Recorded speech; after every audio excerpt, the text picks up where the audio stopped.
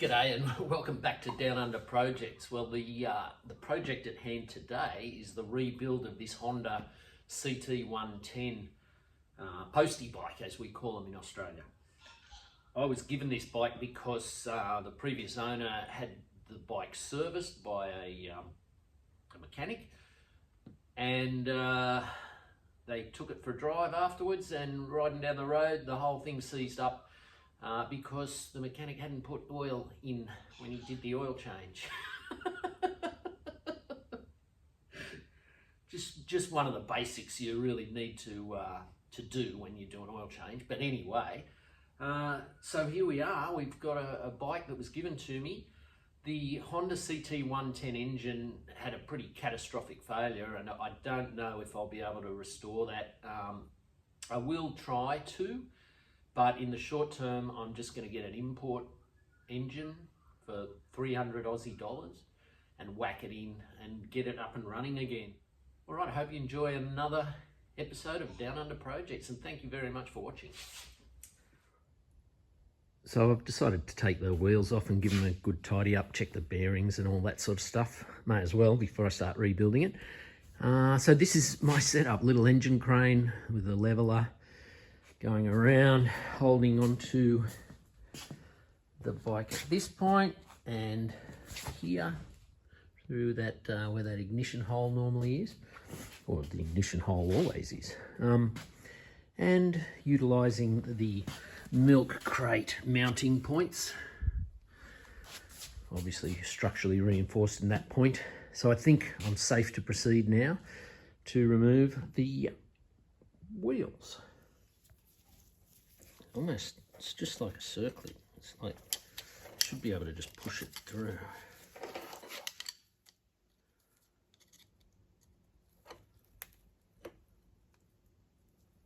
It's opening up. That's got it. Simple as that, eh? I suppose they're right that if you got the stick or something at the wrong time, hit that and opened it up. Whoops, there goes my little clip. It could easily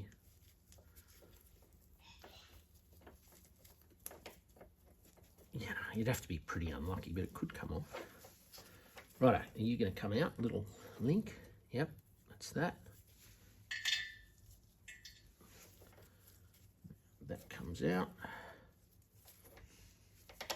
And there goes our chain. All right, so hopefully if I can just undo these bolts the rest of the way. That one's loose as, ready to go. So I suppose I should maybe just knock it through this way. Yep, that's going to go. So take those bits off, support the wheel. Remember there's a spacer there. And drop that out. Okay, might just leave this like that so that I don't inadvertently get things mucked up. Righto, rear wheel is off.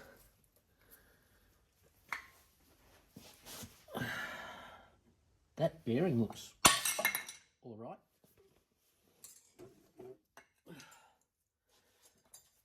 So does that. All right, so the back's off. We may as well move our attention towards the front. I've already disconnected this. So I suppose we just, that's your odometer, I think. So if I just undo that, then remove this from here. Oh, how's that come off?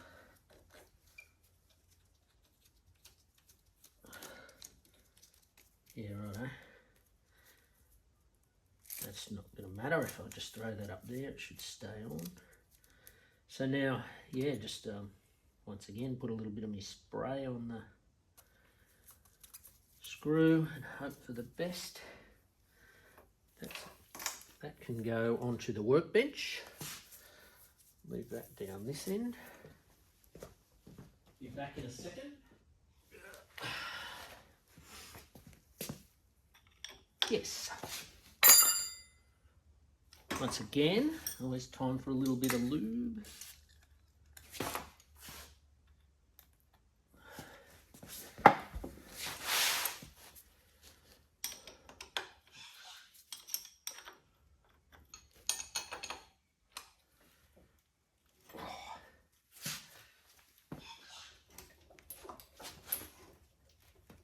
wow, that's nice and tight. Oh, friggin' hell. Okay.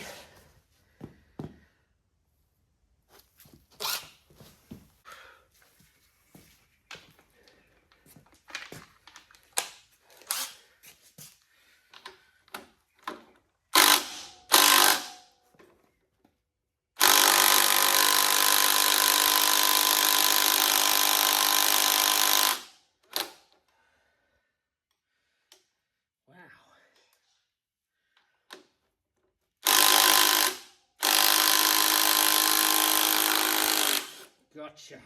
Cheeky thing. Whew. That wasn't coming off in a hurry.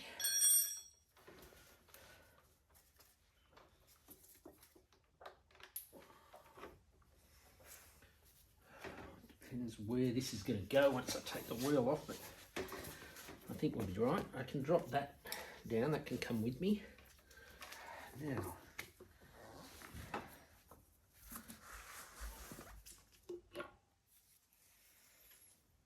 there's my brakes.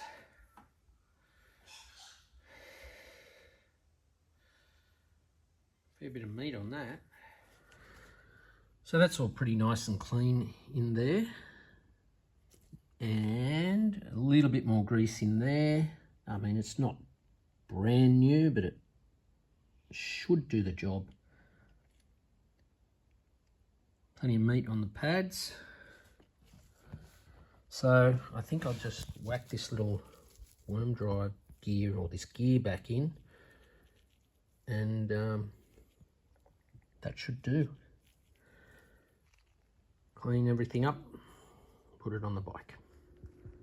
So I think I've worked out what this little guide is here, and it's for when your brake shoes would need replacing. So I've got good shoes on there at the moment. It only goes sort of that far, but once they'd worn down, I suppose if those lined up, it'd be a sign that you've got no more meat left on your brake pads and to replace them.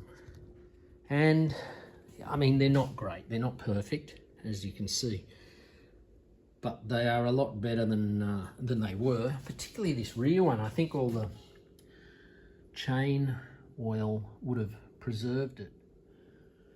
So that'll do me. It's clean, it's tidy. It's time to start putting the bike back together.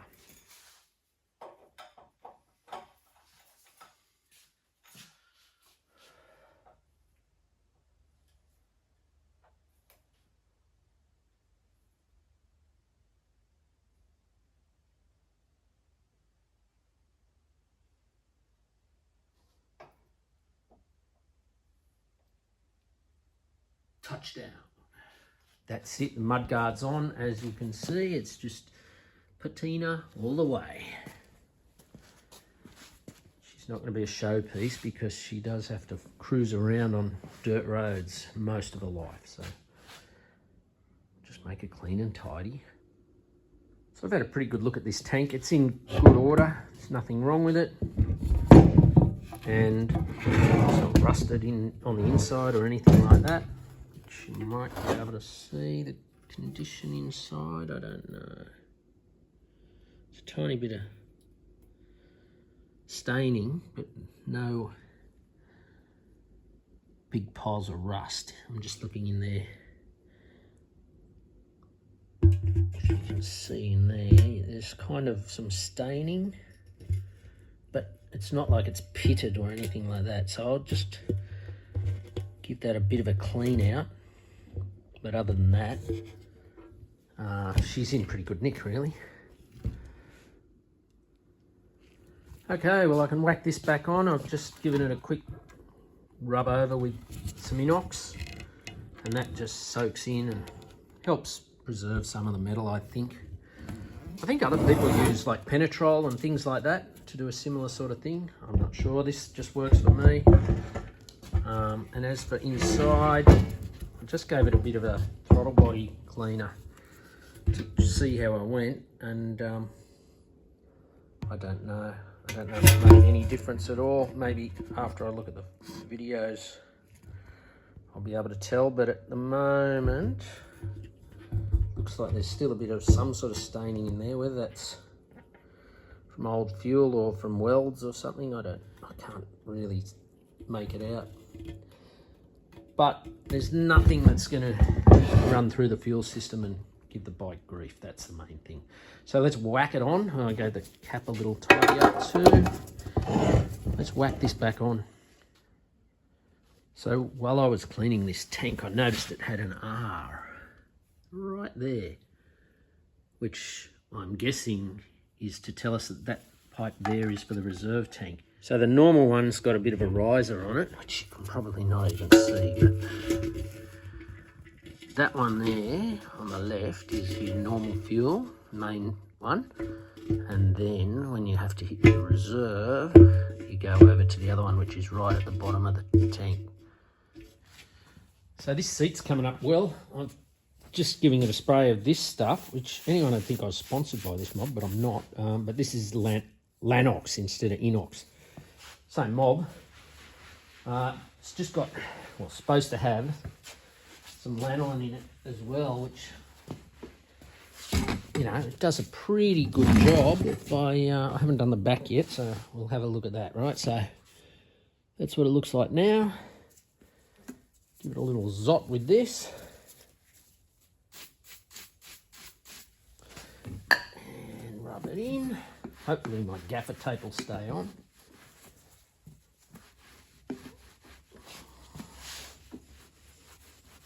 And that's it. Much nicer. It's super slippery at the moment, but anyway, that'll soak in, I hope. Righto, we'll just give this a real quick polish, which I normally use this purple polish stuff. You put the green on first and then the purple on second. Normally works pretty well. I'm not going to put a hell of a lot of time into it, particularly underneath. I don't think I'll worry much about that at all. But if I can get the outside and the top nice, or nicer, then we'll see how it comes up.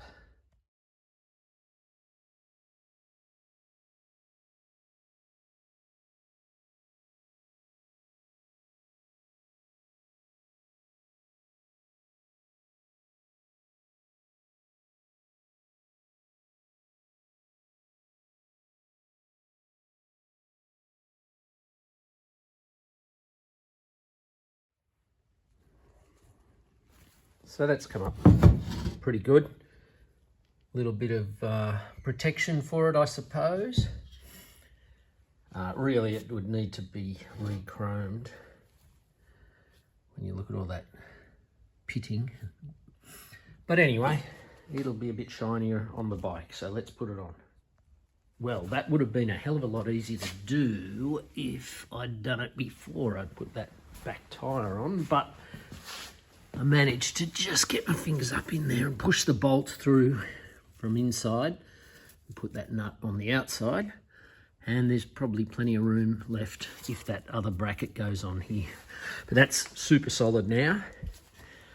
Engineer will be happy with that, I would have thought. Right, what's next? So this air filter is interesting. Everywhere I put it down, it just falls apart. It's in need of a good clean, and I suppose I'll order a new one. There's some metal gauze or something in under here. There. So I'll clean all that up and get a new foamy bit and get it ready.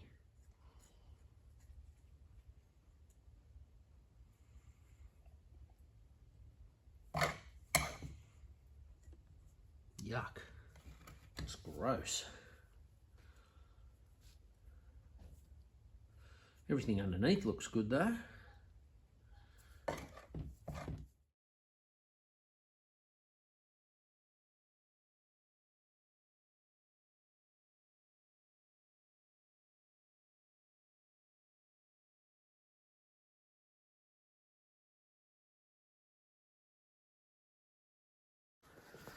So these brackets, I don't know if they're intentionally going up to give a bit more clearance, but they were a fair way up. So I've just Just nudged them down a tiny bit. Now they're attached, where before they weren't.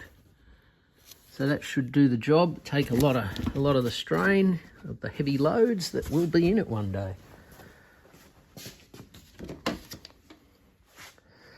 Yeah, beauty. On to the next job. Give that chain a real good clean. That tank's not going back on. Not in the foreseeable future, so that can go up on a... I'll give it a clean and just put it in storage. This I can clean, but I won't put it up either, because I believe with the mod plates you've got to do probably 2 different drill holes. And this, I suppose I'll... I don't know what I'll do, bag it up and wait till I can find another one and rebuild it, but that can be a whole separate video.